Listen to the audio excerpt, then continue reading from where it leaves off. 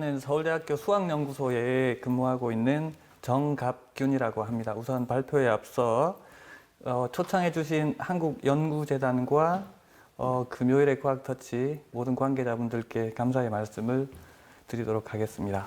그럼 발표를 시작하도록 하겠습니다. 발표 주제를 제가 양자정보과학에서의 채널 용량 문제에 관하여라고 이렇게 적어봤는데 사실은 덧셈에 관한 이야기라고 보셔도 됩니다.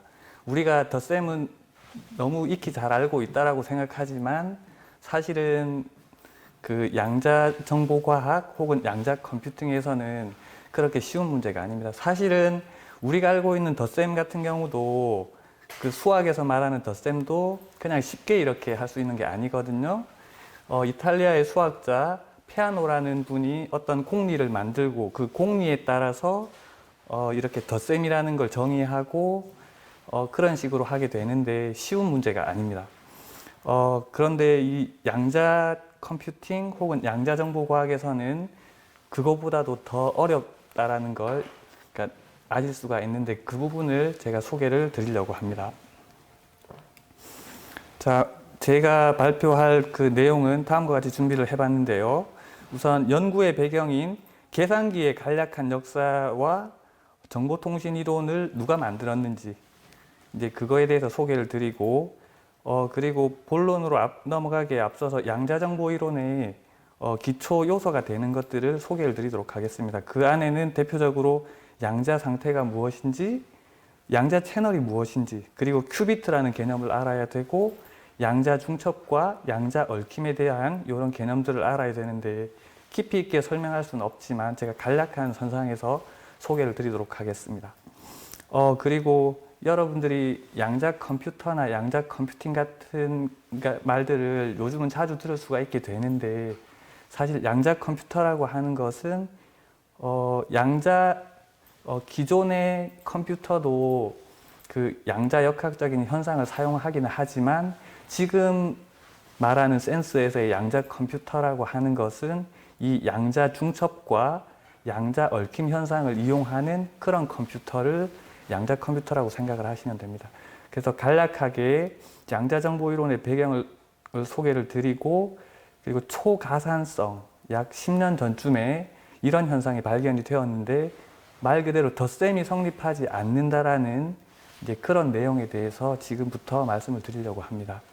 그리고 양자 채널의 그 채널 용량이라는 게 어떤 그 수학적인 정의를 갖는지 이제 그런 개념들을 수식을 제가 안 보여드릴 수는 없고 수식을 통해서 어떻게 정의되는지를 제가 말씀을 드리고 거기에서 그 정확한 양자 채널의 채널 용량을 결정할 수는 없지만 그걸 결정하기 위한 많은 노력들이 있고 그 최근에 제가 했던 연구를 간략하게 소개를 드리도록 하겠습니다. 다시 말씀드리면 양자 채널의 채널 용량이라는 어떤 문제가 있고 그거의 하한선에 관해서는 알려진 바가 잘 알려져 있지만 정확한 양자 채널의 채널 용량은 무엇인가라는 것은 아직까지도 그 답을 얻지를 못하고 있거든요. 그래서 정확하게 채널 용량을 결정할 수는 없지만 그거의 상한을 찾아보는 그런 시도에 대해서 제가 말씀을 드리려고 합니다. 우선 계산기의 간략한 역사를 살펴봐야 되는데요. 계산기라고 하는 것은 사실 제일 그 처음의 모형이 이렇게 주판이라고 해야 되나요? 요 주판이라고 생각하시면 될 것 같습니다. BC 2400년경 바빌로니아에서 이런 주판이 처음으로 발견이 되었다고 하는데 요게 계산기의 어떤 시초라고 말을 할 수 있을 것 같습니다. 그리고 그러니까 비교적 최근으로 와서 아날로그식의 이제 계산기들이 이렇게 이제 만들어지게 되는데요. 대표적인 게 파스칼의 계산기라는 게 있고, 그 다음에 라이프니츠 계산기가 있습니다. 그리고 이렇게 찰스 베비지의 증기기관을 이용한 계산기들도 우리는 박물관에서 이런 것들을 찾아볼 수 있겠죠. 그리고 마지막으로 아날로그식의 컴퓨터 혹은 계산기는 전공카드라는 어떤 종이에 구멍이 뽕뽕뽕뽕 뚫려져 있는 그런 걸 가지고 계산을 할 수가 있습니다. 이런 아날로그식의 계산기가 이런 것들을 생각을 해볼 수가 있고요. 그리고 이제 전류를 흐르거나 하는 그런 방식으로 전자를 보내고 그런 방식으로 할 수 있는 계산기, 즉 전자식의 계산기는 1946년 ENIAC이라고 불리는 것이 그 시초라고 이렇게 말을 할 수 있을 것 같습니다. 2차 세계대전이 끝나갈 무렵에 사실 2차 세계대전이 끝나갈 무렵에 이제 그 전부터도 있었겠지만 그 원자폭탄을 만들기 위해서 많은 노력을 했고 그런 원자폭탄을 설계하고 만들기 위해서는 엄청난 양의 계산이 필요했다라고 하는데 그런 원자폭탄을 만들기 위해서 어떻게 보면 이런 ENIAC이라는 이런 슈퍼컴퓨터를 만들게 됩니다. 그 이후에 이제 전자식 계산기에서 우리가 이제 친숙한 PC라든지 혹은 그런 형태가 이제 1977년도에 이렇게 애플에서 이제 이런 시제품을 만들어내게 되고요.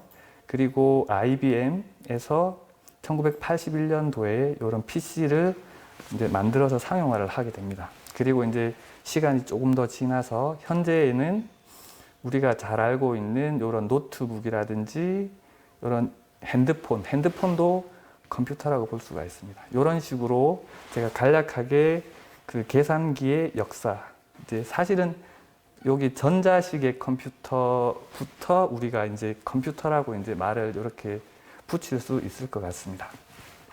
자, 그러면 현재 2021년도에 이런 컴퓨터들 우리는 누구나 다 한 대씩, 최소 한 대씩 다 가지고 있는데요. 어떤 컴퓨터라는 게 현재 상태에서 이제 끝나고 그 다음에 어떤 진보된 형태는 있을 수 없겠느냐라고 질문을 했을 때 그렇지 않다라는 것이죠. 지금 많은 각국에서 이제 경쟁적으로 양자 컴퓨터라고 불리는 어떤 새로운 컴퓨터를 만들기 위해서 엄청나게 노력을 하고 있고 최근에는 실제로 사람들이 이렇게 그 초기 모형의 양자 컴퓨터에 원격으로 접속을 해서 그걸 활용을 해볼 수 있는 단계까지 와 있는 상태이기도 합니다. 하지만 또 다른 질문을 하나 해볼 수가 있을 텐데요.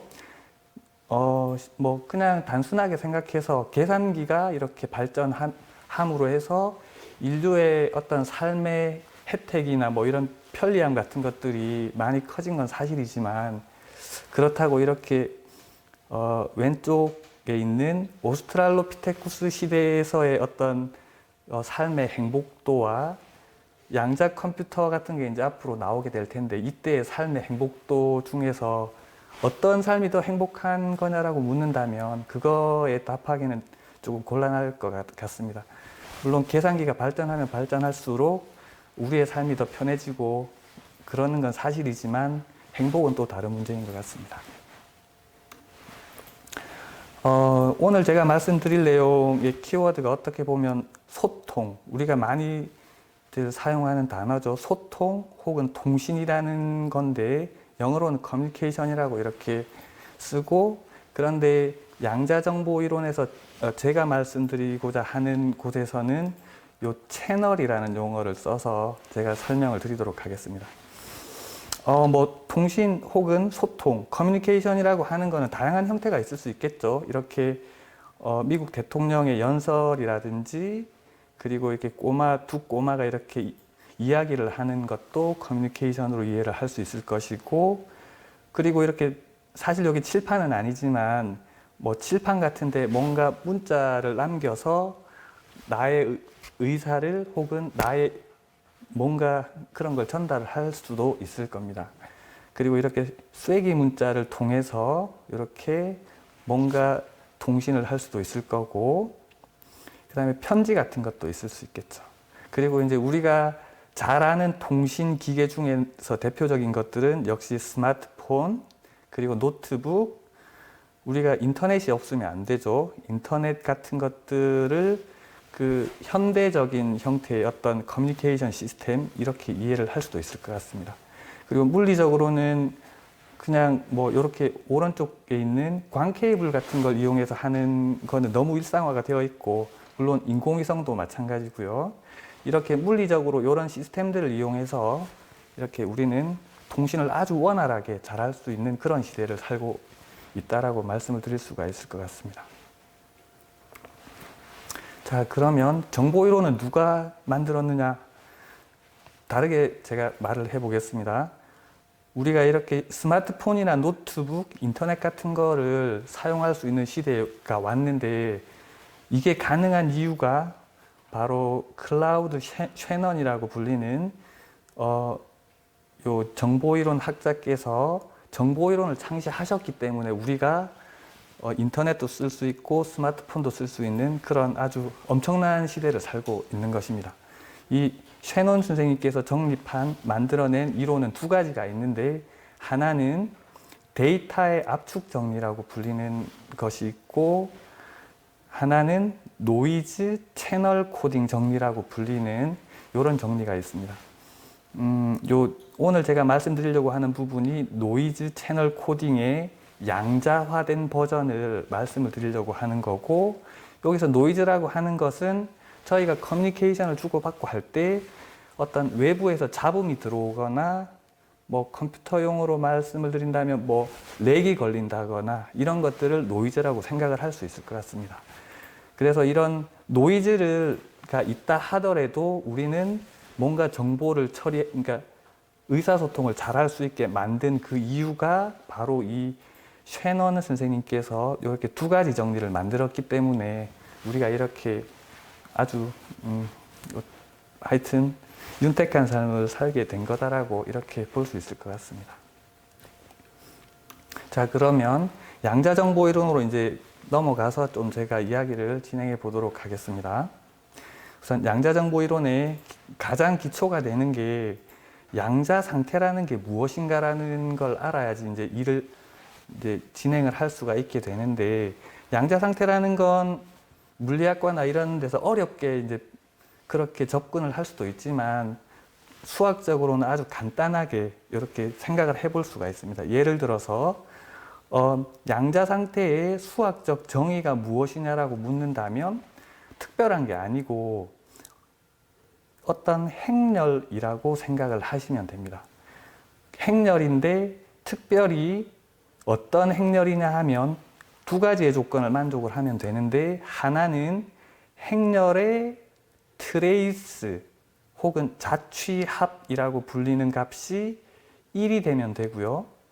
그리고 그 행렬이 이제 행렬 같은 경우에는 이제 고유값이라는 걸 이제 가지게 되는데, 그러니까 행렬마다 각각 그 나름의 고유한 특성을 가지고 있고 그 특성을 나타내주는 지표가 고유값이라고 보시면 되는데, 그 고유값들이 0보다 크거나 같다라는 이 두 조건을 만족하는 어떤 추상적인 행렬 로를 우리는 양자 상태라고 부르게 됩니다. 그림으로 보면 더 간단한데 양자 상태가 무엇이냐라고 물으면 양자 상태는 원점으로부터 반지름이 1인 단위 구라고 생각을 하시면 됩니다. 그러니까 그 중에 뭐 여러 가지, 그러니까 사실 요 구라고 말씀드린 요거는 양자 상태 전체를 모아놓은 집합 S를 의미하는 것이고요.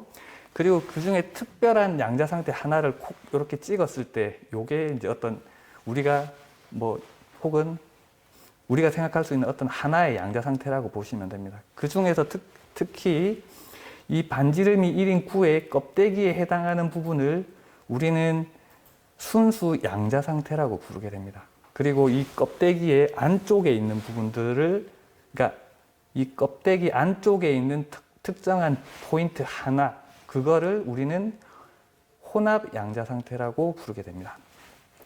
그리고 뭐 사실 여기 혼합 상태 중에서 특별한 양자 상태가 있는데 최대 혼합 상태라는 게 있거든요. 요거는 이 반지름이 1인 9의 원점에 해당하는 부분이라고 보시면 되고, 여기에 있는 이 상태를 이용하게 되면 우리는 안전한 양자 통신을 할 수 있다. 이런 그 개념으로까지 확장을 할 수가 있습니다.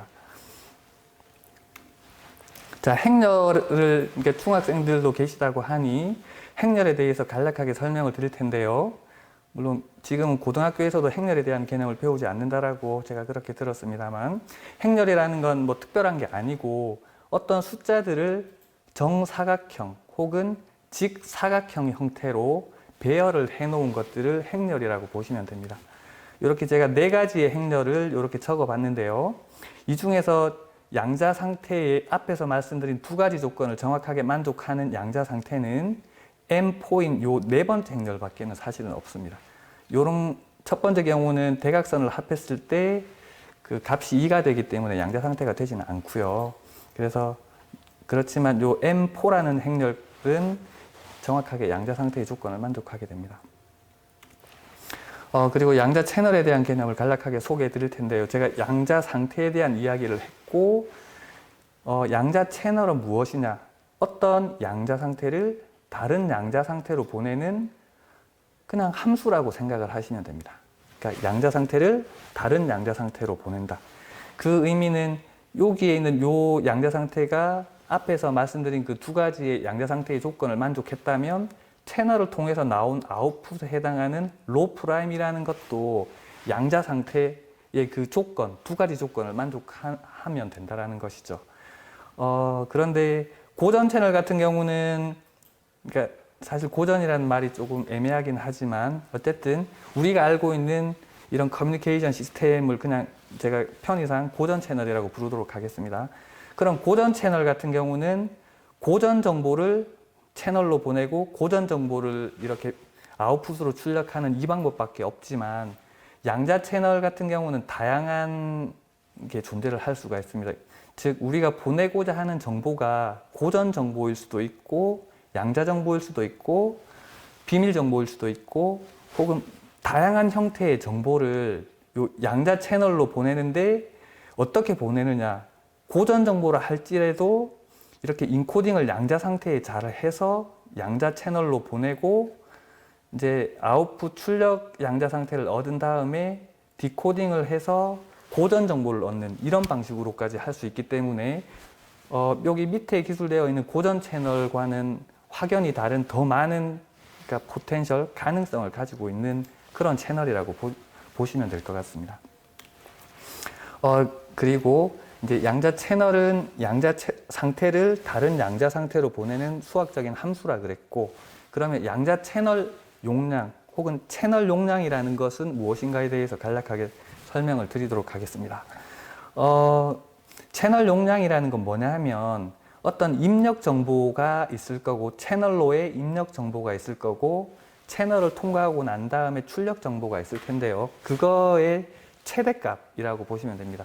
예를 들어서 입력 정보가 그대로 잘 출력이 되었다. 그러면 레이트라고 불리는 그러니까 그 채널 용량이 1이 되겠죠. 그렇지만 일반적으로는 노이즈가 있기 때문에 입력 정보만큼 출력 정보가 나오지를 않게 됩니다. 그래서 그러니까 이런 개념을 채널 용량이라고 보시면 되고요.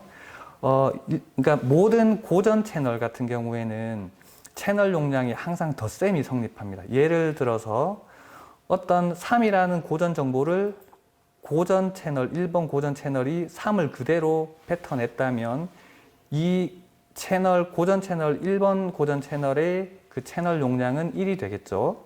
그리고 5라는 고전 정보를 그러니까 2번째 채널이 5라는 값으로 이렇게 출력하게 된다면 이 채널 또한 위에 있는 어떤 정의로부터 채널 용량이 1이다라고 볼 수가 있습니다. 그래서 항상 그러니까 덧셈이 이렇게 항상 성립하는 식으로 고전 채널은 작동을 하게 됩니다. 그렇지만 양자 채널은 그렇지 않다라는 것을 지금부터 말씀을 드리려고 합니다. 그리고 양자 채널 같은 경우에는 앞서 간략하게 말씀드린 것과 같이 다양한 정보를 전송할 수가 있어서 양자 채널의 고전 용량 혹은 양자 채널의 양자 용량 혹은 양자 채널의 비밀 용량 혹은 양자 채널의 포텐셜 용량 등등등 무수히 많은 것들을 정의를 할 수가 있습니다.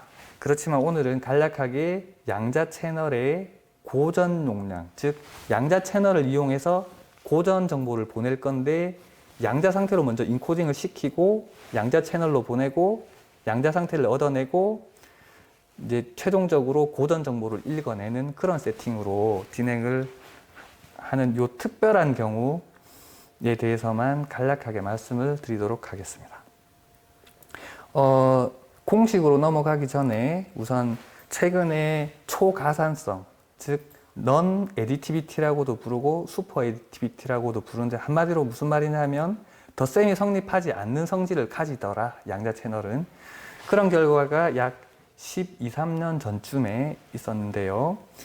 우선 여기 왼쪽에 있는 네이처 피직스라는 저널에 있는 요 논문, 저자는 맷 헤이스팅스라고 하는 분이시고요. 이분이 뭘 보였냐면 양자 채널 두 개가 있습니다. 양자 채널 두 개가 있는데 뭐 예를 들어서 첫 번째 채널로 그러니까 첫 번째 양자 채널의 채널 용량이 1이라고 그러니까 생각을 해보겠습니다. 그리고 두 번째 채널도 그거의 어떤 복소공액 같은 거에 해당하는 채널이긴 한데 두 번째 채널 같은 경우도 채널 용량이 1이라고 이렇게 생각을 해보겠습니다. 그렇지만 양자 상태에서는 그 퀀텀 인탱글먼트라는 효과, 양자 얽힘이라는 효과가 있어서 채널을 이렇게 두 개를 묶어서 정보를 잘 인코딩을 해서 보내면 출력값이 각각 1씩만 보낼 수 있던 양자 채널의 채널 용량이 왼쪽에 있는 것이요. 그리고 이렇게 두 개를 묶어서 양자 얽힘을 써서 이렇게 정보를 보내게 되면 출력 아웃풋이 2보다 더 커진다라는 이런 현상이 있을 수 있다라는 것을 그러니까 발견을 하게 됩니다. 그러니까 요게 왼쪽 부분에 있는 것이 양자 채널의 고전 용량의 초가산성을 최초로 보인 그런 논문이 되겠고요.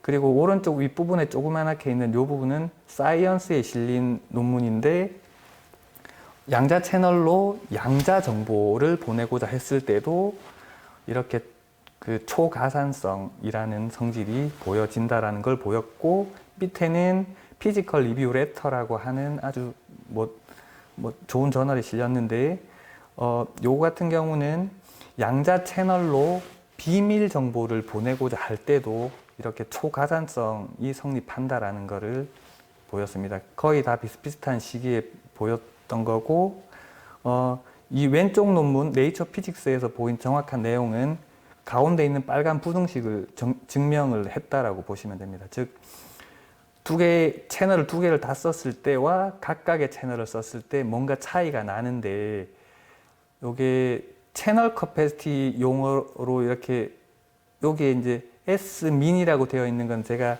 채널 커패시티를 다른 양으로 환산을 할 수가 있는데 미니멈 아웃풋 엔트로피라고 불리는 요 개념에서는 부등호가 이렇게 되지만 채널 커패시티 용어로 바꾸면 요 부등호가 반대로 바뀌게 됩니다. 하여튼 여기에서 중요한 건 이게 등호가 아니고 이렇게 스트릭트한 부등호가 성립한다라는 것을 왼쪽 논문에서 처음으로 증명을 했다라고 보시면 될 것 같습니다. 자, 그러면 왜 저런 초가산성, 슈퍼 에디티비티라고 하는 현상이 발생을 하느냐에 대해서 이제 간략하게 개념적으로 말씀을 드릴 텐데요. 채널을 이렇게 어떤 보내고자 하는 고전 정보 두 개가 있고 이 두 개를 양자 상태로 인코딩을 하는데 양자 역학에서는 양자 얽힘 현상이라는 게 존재를 하게 돼서 그 특별한 현상을 이용해서 인코딩을 하게 됩니다. 즉 빨간 점 두 점으로 인코딩을 로원 로트로 인코딩을 했지만 그냥 인코딩이 된 게 아니고 이 두 개가 양자 얽힘을 갖도록 인코딩을 하게 됩니다. 그렇게 한 후 원래 인코딩을 없이 그러니까 인코딩 없이 채널로 정보를 보내고자 했다면 그런 경우에 이 채널의 그 채널 용량이 1이고 각각 1이라고 했을 때 그런데 이렇게 인탱글먼트를 양자 얽힘을 이렇게 넣어서 채널로 통과하게 되면 그러니까 이렇게 얽힘이 있는 상태에서 양자 상태가 출력이 되게 되고 그걸 이제 양자 상태니까 이제 고전 정보로 이렇게 다시 읽어내서 그 정보를 보면 실제로 전송된 정보가 2보다 크다라는 이런 현상을 발견을 하게 되었다는 것이죠. 즉 핵심은 양자 채널 여러 개를 써서 정보를 인코딩해서 보낼 때 양자 얽힘이라는 걸 이렇게 넣어서 이렇게 인코딩을 하면 이제 뭔가 다른 특별한 현상이 벌어지게 된다라는 것이고 이 문제를 이제 덧셈이 성립하도록 즉 가산성이 성립하도록 공식을 만들어야 되는데 아직 그 부분을 10여 년이 지나도록 그 해결도 못했고 어떻게 해결해야 될지조차 이렇게 감을 못 잡고 있는 상황입니다. 요 문제가 해결이 되어야지만 그 앞서 말씀드린 그 쉐논의 두 가지 정리 중에 그 노이즈 채널 코딩 시어럼에 해당하는 양자 버전을 만들 수 있게 되는데 아직 그 부분이 조금 불명확한 부분이 있고 그 문제를 해결할 수 있으면 아주 훌륭한 과학자로 이렇게 여러분은 남을 수 있을 거다라고 저는 확신을 합니다. 그리고 양자 컴퓨터, 그러니까 기초 중에서 꼭 알아야 되는 게 비트와 큐비트. 지금의 컴퓨터는 비트 단위를 사용하고 양자 컴퓨터는 큐비트의 단위를 사용하는데 그 차이를 이제 봐야 됩니다. 비트 같은 경우는 사실 신호를 보내거나 보내지 않거나 그 0, 1이라는 두 개의 숫자로 이렇게 구분이 된다라고 생각하시면 돼요. 그러니까 뭐 스위치를 껐다가 켰다가 이렇게 하는 방식으로 컴퓨터가 작동을 한다라고 이해를 하시면 되고 큐비트는 근본적으로 이렇게 숫자로 그 기본 단위를 갖는 게 아니고 큐비트, 즉 행렬로 구성된 요 두 가지로 하여튼 근본적으로 차이가 있습니다. 지금 컴퓨터에서의 비트는 0과 1이라는 숫자로 이루어져 있고 양자 컴퓨터에서의 기본 단위인 큐비트는 행렬로서 다음과 같은 두 가지의 행렬로서 기본 단위를 갖고 이 기본 단위인 행렬을 어떻게 처리하느냐가 양자 컴퓨터가 하는 일이라고 보시면 됩니다.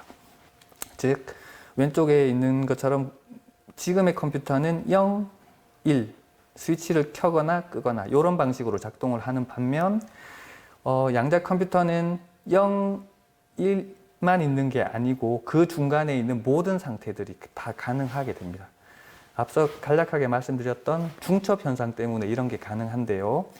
이 고전에선 0 더하기 1의 단위는 없거든요. 그렇지만 양자 상태에서는 이렇게 0과 1이 합쳐져 있는 그런 상태도 가능하고 그런 것들을 처리를 할 수가 있어야 됩니다. 이렇게 중첩이 되어 있는 어떤 상태들을 처리하기, 그러니까 중첩뿐만 아니라 양자 얽힘도 마찬가지고 그런 걸 처리하기 위해서 이제 그 물리적인 플랫폼들을 많이 개발하고 있는데 뭐 조전도체를 이용하는 플랫폼도 있고 전자를 이용하는 경우도 있고 빛을 이용하는 그런 양자 컴퓨터도 있습니다. 그리고 뭐 퀀텀 닷, 뭐 다이아몬드를 이용해서 이제 뭔가 큐비트를 구현하기 위해서 이렇게 노력도 하고 있고요. 그리고 양자 중첩, 그러니까 양자 컴퓨터의 핵심 요소 중에 두 가지가 제가 있다라고 말씀드렸는데 양자 중첩이라는 건데 슈레딩거 선생님께서 아주 오래전에 이런 개념을 처음으로 이제 제시를 했었고 방금 말씀드린 것과 같이 큐비트의 두 개의 단위 0, 1이 이렇게 합쳐져 있는 상태의 양자 상태가 실제로 존재할 수 있다는 게 아주 특이한 점이라고 할 수 있겠습니다. 즉 양자 컴퓨터의 그러니까 양자 컴퓨터라고 말을 할 수 있을 때 두 가지 컴포넌트가 필요한데 그 중에 핵심이 되는 첫 번째가 양자 중첩이고 이렇게 0이라는 큐비트와 1이라는 큐비트가 이렇게 동시에 존재하는 상태로 이렇게 뭔가를 처리를 할 수가 있게 됩니다. 그러니까 이게 중요하고 그리고 양자 얽힘 현상이 중요한데 양자 얽힘을 이야기할 때는 어떤 물리 시스템 같은 게 두 개 이상이 있을 때 이런 말을 쓸 수가 있습니다. 본질적으로 슈퍼포지션의 중첩의 일종이긴 하지만 시스템이 두 개 이상 있을 때 그 두 개의 시스템의 어떤 특정한 양자 상태 두 개가 양자 얽힘을 가지고 있다 이렇게 표현을 하는 거라고 보시면 됩니다. 이런 그 양자 얽힘에 관한 걸 이제 그러니까 아인슈타인, 포돌스키, 로젠 이 세 분이 처음으로 이런 혹은 뭐 벨 상태라고도 부르게 됩니다. 이런 상태를 고안을 하게 되는데요. 고전역학 혹은 뭐 전자기학, 고전역학에서는 하여튼 이런 현상이 있을 수가 없습니다. 그렇지만 양자역학에서는 이런 현상이 이렇게 그러니까 이런 상태가 실제로 존재할 수 있고 이미 뭐 실험뿐만 아니라 모든 걸로 다 검증이 되어 있는 거죠. 그리고 이런 양자 얽힘 현상을 잘 이용을 하면 우리는 양자 암호, 즉 안전한 통신을 할 수 있기도 하고 양자 전송이라고 하는 특별한 것도 이렇게 구현을 할 수가 있습니다. 그리고 양자 알고리즘에서 지금 많은 연구들이 진행이 되고 있고요. 다시 한번 강조하지만 양자 컴퓨터라고 하는 것은 지금 말씀드린 양자 얽힘과 앞서 말씀드린 양자 중첩 두 가지를 이용할 수 있는 그런 능력을 가진 컴퓨터, 그게 양자 컴퓨터라고 보시면 될 것 같습니다. 그리고 양자 컴퓨터라는 걸 정확하게 구동하기 위해서 이제 오늘 제가 말씀드리고 있는 채널 용량에 대한 아주 미묘한 것들까지 다 해결을 해야 되는데 아직 그 정도까지는 이론적으로 이렇게 마무리가 되고 있지는 못하고 있는 상황입니다. 그래서 마지막으로 양자 채널 용량에 대해서 말씀을 드리도록 하겠습니다. 여기부터는 수식이 많은데 수식이라고 생각하지 마시고 그림을 본다라고 생각을 해주셨으면 좋겠습니다.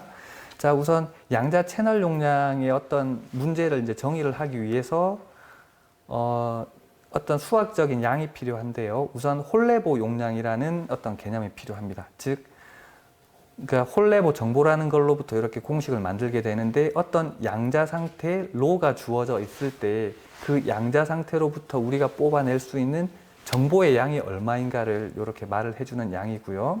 요걸로부터 양자 채널의 개념까지 도입을 해서 다음과 같이 4번식과 같이 복잡한 형태로 수식을 정의하게 되는데 이걸 정의하신 분의 이름을 따서 홀레보 용량이라고 이렇게 이름을 붙였습니다.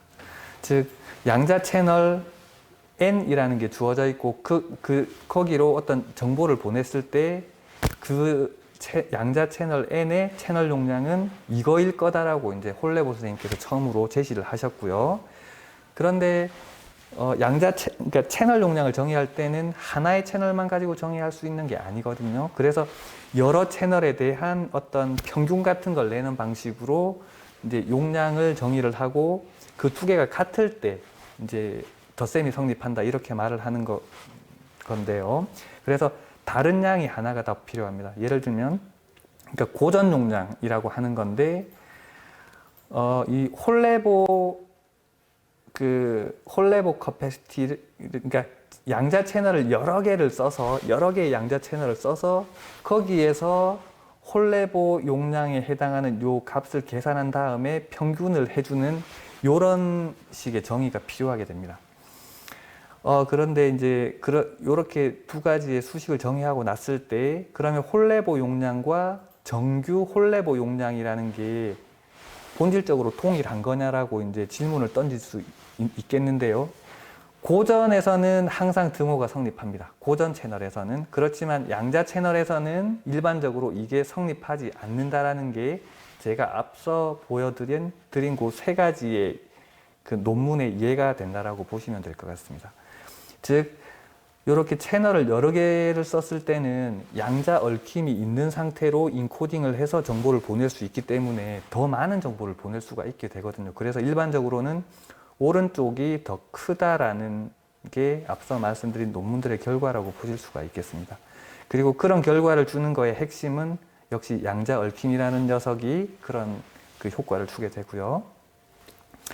그런데 제가 최근에 하고 있는 연구는 양자 채널 중에서 이제 조금 또 더 특별한 형태의 가우시안 양자 채널이라는 걸 이제 사용을 해서 제가 연구를 하고 있는데 그건 뭐냐 하면 양자 채널이긴 한데 어떤 양자 상태 중에서도 가우시안 양자 상태라고 하는 또 특별한 양자 상태가 있거든요. 즉 가우시안 분포를 따르는 그런 양자 상태를 말을 하는데요. 가우시안 양자 상태를 가우시안 출력 상태로 이렇게 보내는 그런 채널을 가우시안 양자 채널이라고 부르게 됩니다.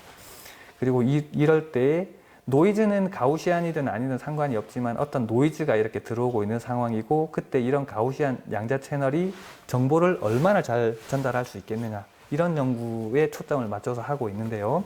이런 가우시안 양자 채널의 홀레보 용량이라고 불리는 값은 요 밑에 있는 파란색 식과 같이 또 오래전에 홀레보 선생님께서 다 계산을 해 놓으셨어요. 그리고 이제 진짜 가우시안 양자 채널의 이제 고전 용량을 이제 알아봐야 되는데, 이렇게 이제 그 채널들을 여러 개를 엮어서 인탱글먼트가 있는 상태로 이제 넣었을 때 이런 정규화된 홀레보 요거랑 이게 이제 같은지를 비교를 하려고 하는 상황이거든요. 그래서 뭐 결론은 뻔합니다. 이게 같지 않다라는 말을 이제 하려고 하는 거고요. 그리고 여기서 정의된 G라는 함수는 이렇게 특별하게 이렇게 로그, 그러니까 엔트로피를 약간 변형한 그런 엔트로피에 해당하는 양이긴 한데 살짝 뭔가 형태가 다르긴 합니다.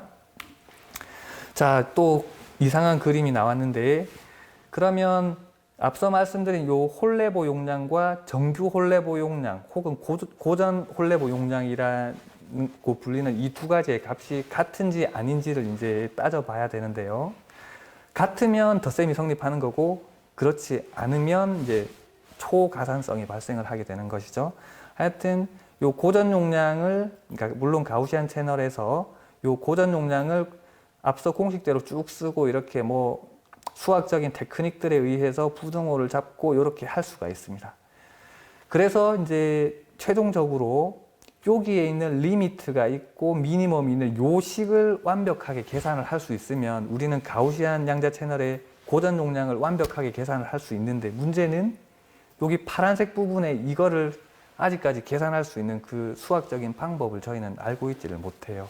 그래서 이 부분이 너무 유명해서 이름까지 붙어 있습니다. 가우시안 미니멈 아웃풋 엔트로피 컨젝처라는 이름까지 붙어 있고 홀레보 선생님은 어떻게 생각을 하셨냐? 요 값이 이렇게 주황색으로 되어 있는 이거랑 본질적으로 동일한 값일 거다라고 추측을 내놨습니다. 그렇지만 그게 아니다가 결론이 되겠습니다. 오늘의 발표에서는.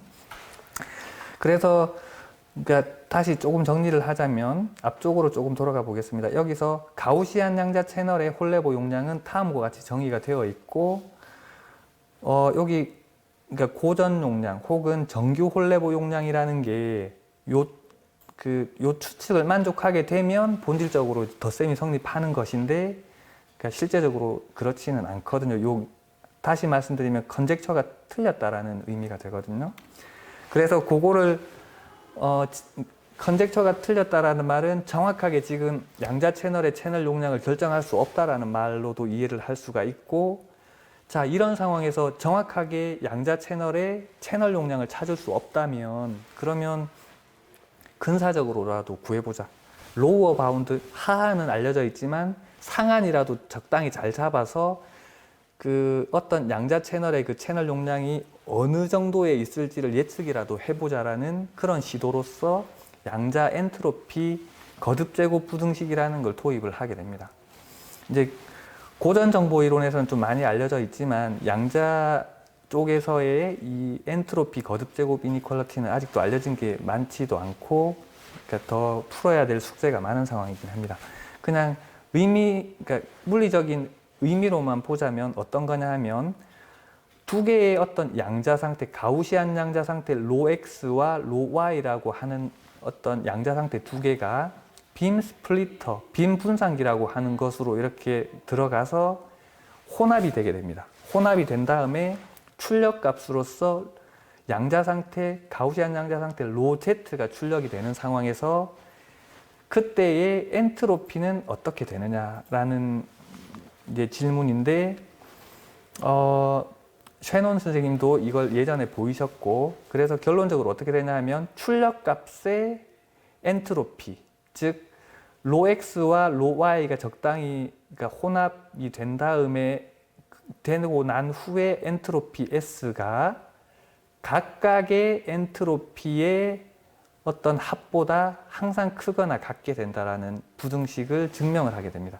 물론 양자 상태에서 여기에서 보여드리고 있는 10번식 같은 경우는 양자 상태에 관한 그런 이제 부등식인데 요거는 증명이 된 지가 얼마 되지는 않았습니다. 아래 두 개가 그거에 대한 레퍼런스가 되겠고요.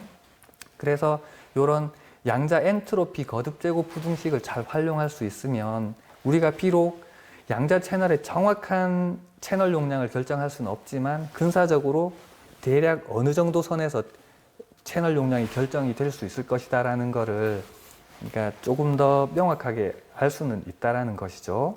그래서 최근에 제가 하고 있는 연구가 이런 것들을 활용해서 채널 용량을 더 이렇게 좁혀 나가는 그런 연구를 하고 있다라고 보시면 될 것 같습니다. 그래서 진짜 우리가 알고 싶은 거는 양자 채널, 어떤 양자 채널이 주어져 있을 때 그거의 채널 용량을, 정확한 채널 용량을 알고 싶은 거지만, 그러니까 원래 이제 홀레보 선생님께서 이렇게 제시한 채널 용량의 어떤 그 값이 있고, 그렇지만 채널 용량을 이야기할 때는 어떤 정규화 기법이 필요하다라고 그랬고, 그래서 정확한 채널 용량인 요걸 찾아야 되는데 이걸 지금까지도 찾지를 못하고 있거든요, 사실. 그래서 그거에 이제 어퍼 바운드 혹은 상한선을 잘 결정을 하는 방식으로 진짜 양자 채널의 채널 용량이 어느 선상에 놓여 있는지를 우리가 탐구를 해보자. 그게 최신 연구라고 보시면 됩니다. 그래서 여기서 정확한 채널 용량을, 물론 가우시안 양자 채널입니다. 제가 말씀드리고 있는 거는 일반적인 양자 채널은 너무 어려워서 아직도 진전이 안 나가고 있는 게 사실이고, 가우시안 양자 채널의 고전 용량의 하한선은 홀레보 선생님께서 이제 제시를 해 놓은 것이고, 그 채널의 정확한 채널 용량은 모르는 상태이고, 그래서 상한선이라도 잘 결정을 해보자라는 게 지금의 연구 그 방향이라고 보시면 되고, 이런 상한을 결정하기 위해서 우리는 양자 엔트로피 거듭 제곱 부등식이라는 걸 활용을 해서 뭔가 결과를 낼 수 있구나라는 게 최신 연구인 그런 거고요. 그래서 다시 말씀드리면 양자 채널의 고전 용량의 그 상한선은 이렇게 된다라는 거거든요. 차이가 뭐냐면, 제가 이걸 수식으로 이해하지 말고 그림으로 이해를 하라 그랬는데, 요 10번에 있는 식과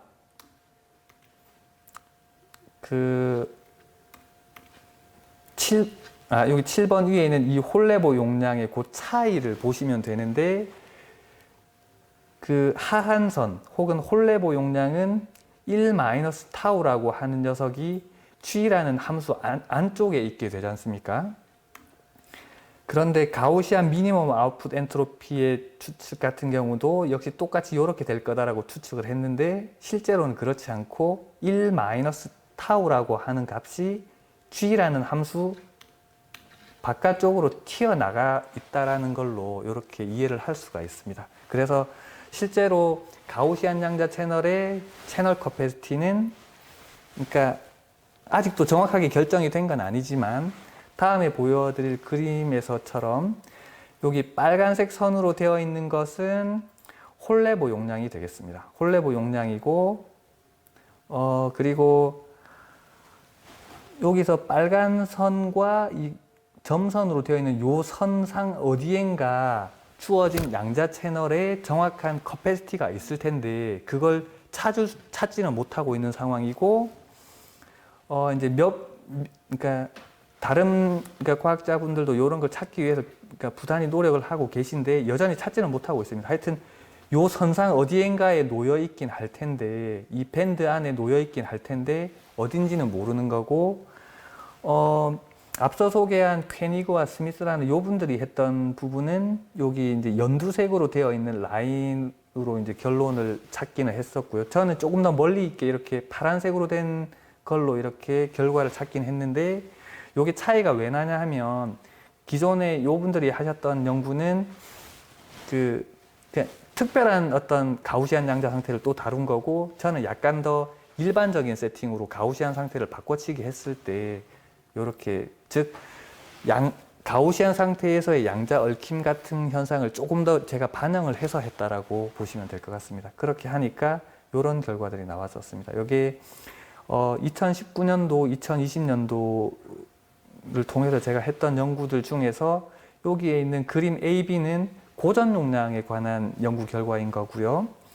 그리고 7번 같은 레퍼런스에서는 제가 양자 채널의 양자 용량에 대한 결과를, 그림은 비슷합니다. 이런 결과를 또 내놓은 적이 있고, 마지막으로 작년에는 양자 채널의 비밀 용량에 대한 어떤 그 채널 커패시티를 결정을 하려고 노력을 했었는데, 역시 그림은 패턴은 비슷합니다. 네, 이런 식으로 양자 채널이 있을 때 그 양자 채널의 정확한 채널 용량을 알고 싶은 게, 그러니까 저희 양자 정보 이론을 하는 사람들의 거의 최종적인 목표 라고 할 수 있을 텐데요.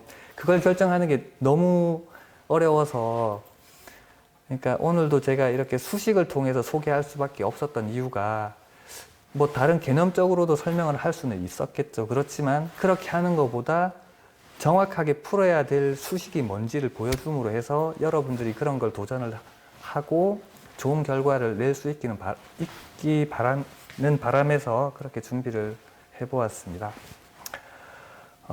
그래서 여기 제가 사진을 한 장 준비를 했거든요. 사진인지 그림인지 헷갈리긴 한데, 그러니까 이게 뭐 어떻게 보이실지 모르겠지만, 여기 파란 부분이 양쪽에 있고 이게 나무입니다. 그리고 밑에 이렇게 가운데 빨간색을 포함해서 이 가운데에 있는 부분이 도로고 왼쪽과 오른쪽에 차들이 있는 거예요.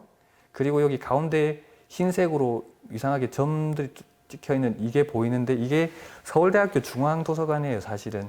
그러니까 서울대 제가 한쪽 부분에서 사진을 찍었는데, 물론 적외선 카메라를 가지고 사진을 찍은 거죠. 그러니까 서울대 중앙도서관 그 주변에 있는 나무와 뭐 차들, 도로들을 찍은 것이죠. 원래 서울대 중앙도서관 신축 건물은 황금색 빛을 띠는 그런 건데, 제가 드리고 싶은 말씀은 그냥 사진으로 봤을 때 보이는 그런 거 이외에 다른 어떤 해안을 가지고 뭔가를 볼 줄 알아야 된다는 것이죠. 즉, 어떤 우리가 관심을 갖는 대상이 있을 때 그거의 겉모습만 가지고 뭔가를 판단하려고 하지 말고, 정말 그 속에 숨어져 있는 진실이 뭔가를 밝히려고 노력하는 자세가 과학자 혹은 기술자의 가장 중요한 덕목이 아닐까라고 말씀을 드리면서 오늘 강연을 마치도록 하겠습니다. 감사합니다. 네, 감사합니다. 좋은 강연을 해주신 정각균 교수님 다시 한번 감사드립니다. 오늘 강연을 들으면서 실시간 질문이나 몇 가지 내용들을 다시 한번 질문하고 답변을 들어보도록 하겠습니다. 우선 오늘 강연 내용이 그 양자 채널에 관련된 내용이었었는데요. 저희 그 일반인들 입장에선 양자를 활용해서 이것이 기술로 어떻게 이제 발전되고 하는 것들이 가장 좀 중요한 궁금증일 텐데요. 아까 전에 강연에서도 이 고전적인 그 정보 전달 과정에서 노이즈를 해결하는 과정들을 보여주셨는데, 그렇다면은 이 양자 채널 과정에서는 이 노이즈가 생겼을 때 그 변형을 다시 확인하고 해결하는 방법이 아직까지는 이제 없다는 뜻인지, 또 해결 방법에 좀 실마리가 있는지 좀 궁금합니다. 어차피 외부 환경에서 들어오는 노이즈는 정해져 있다기보다는 그걸 컨트롤을 저희가 할 수는 없는 입장이고, 그런 특정한 어떤 노이즈가 있는 상황에서 정보를 전달하는 상황에서 그때의 그 채널 커패시티가 뭔지만 우선 정확하게 결정할 수만 있어도, 그러니까 새로운 것들을 할 수 있다라는 의미인 거거든요. 예를 들면 그 채널 커패시티를 정확하게 알고 채널을 여러 개 잘 써서 정보를 보낼 때 양자 얽힘을 이렇게 걸어서 정보를 보내면 이제 더 많은 정보를 사실 보낼 수 있기 때문에, 지금 우리가 알고 있는 이런 컴퓨터나 뭐 인공위성이나 뭐 광 케이블이나 이런 것보다 훨씬 더 고효율로 뭔가 정보를 처리하고 할 수 있는 그런 가능성이 열려져 있고, 사실 그러니까 노이즈가 막 변화하는 그런 노이즈가 아니라면, 그러니까 어떤 특정한 노이즈가 있을 때 그때 정보를 보낼 때 양자 채널을 통해서 정보를 보내는 그 상황에서의 그 정보를 보낼 수 있는 채널의 용량을 정량화만 정확하게 할 수 있다면 아주 무궁무진한 응용이 있을 것이라고 저는 그렇게 생각을 합니다. 네, 말씀 감사합니다. 결국 이 양자 채널의 그 중요성을 다시 한번 짚어주시고 그게 실마리가 될 수 있다고 말씀을 해주신 것 같습니다. 그리고 다른 질문으로 이 지금 강연을 듣는 고등학교 친구들이 이제 진로를 선택을 하고 연구를 계속 만약에 나간다면, 아마 교수님이 말씀하셨던 지금 풀지 못한 이런 난제들이 조금씩 풀리고 해결이 될 것 같은데, 이 친구들이 이제 양자 컴퓨터나 양자 역학에 대한 전공을 하기 위해서 어떤 과정이나 어떤 전공 또 어떤 분야가 더 좋은지 좀 조언을 부탁드리겠습니다. 우선 그 학부에서 이렇게 양자 컴퓨터를 전문적으로 배울 수 있는 곳은 없는 걸로 제가 알고 있거든요. 그래서 우선 뭐 본인이 원하는 우선 학과 아무 곳이나 가도 좋습니다. 이제 그런 후에 대학원 과정을 가게 된다면 이제 그래도 아주 많지는 않지만 그래도 그 양자 컴퓨터와 관련해서 이렇게 전공을 본격적으로 배워볼 수 있는 그런 과정이라든지 교수님들이 꽤 많이 계세요. 그래서 학부 때까지는 뭐 기계공학이든 뭐 물리학이든 본인이 원하는 걸 쪽을 가서 많이 그러니까 다양하게 많이 배워보고 그런 후에 대학원을 가서 집중적으로 배워도 될 거기 때문에 혹시 고등학생 분이시라면 아직 뭐 바로 이렇게 물론 학부 가서도 이제 자기 본인이 이제 마음을 갖고 하면 배울 수 있는 또 그런 본인들의 지식을 알려줄 수 있는 그런 교수님들이 계시기 때문에 뭐 하여튼 중요한 건 한국에서는 실제로 지금 양자 컴퓨터를 전공하거나 할 수 있는 인력풀이 많지가 않기는 해서 좀 젊은 친구들이 많이 과감하게 도전을 해줬으면 하는 게 저의 바람입니다.